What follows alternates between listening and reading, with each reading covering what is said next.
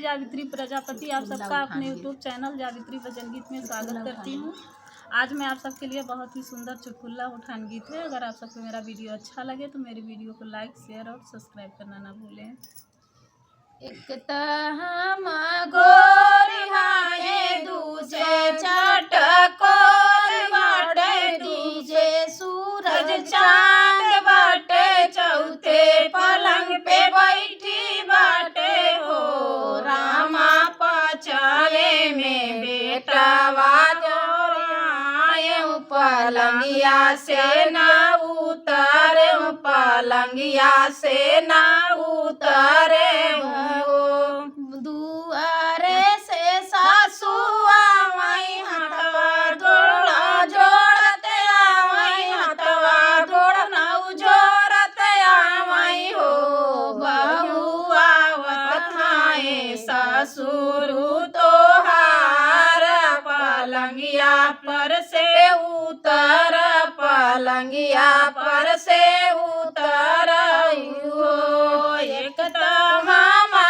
गोरी हाय दूजे चटकोल बाटे, तीजे सूरज चांद बाटे, चौथे पलंग पे बैठी बाटे हो सासू, पचाए में लेटावा हो आए, पलंगिया से ना उतरब, पलंगिया से ना उतरब हो। दुआरे से जेठनी आवई हथवा गोड़वा पटकत आवई, हथवा गोड़वा पटकत आवई हो छोटी आवत हाय जेठवा तोहार, पलंगिया पर से उतर, पलंगिया पर से उतर हो।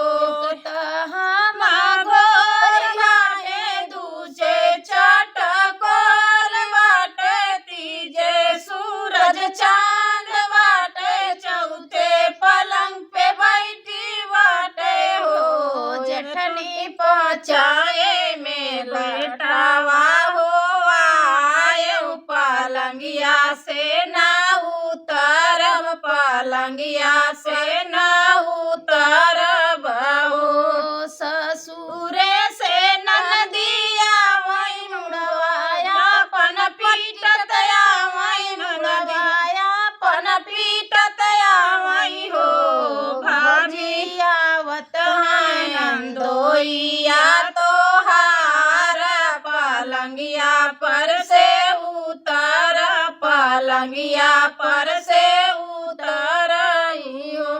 एक तमामा गोरी बाटे दूजे चटकोर बाटे, तीजे सूरज चांद बाटे, चौथे पलंग पे बैठी बाटे हो ननदी, पचाए में लेटावा हो आए, पलंगिया से ना उतरब, पलंगिया से ना उतरब हो। एक हम गोरी बाटे दूजे चटकोर बाटे, तीजे सूरज चांद बाटे, चौथे पलंग पे बैठी बाटे हो ननदी, पचाए में लेटावा हो आए, पलंगिया से ना उतरब, पलंगिया से ना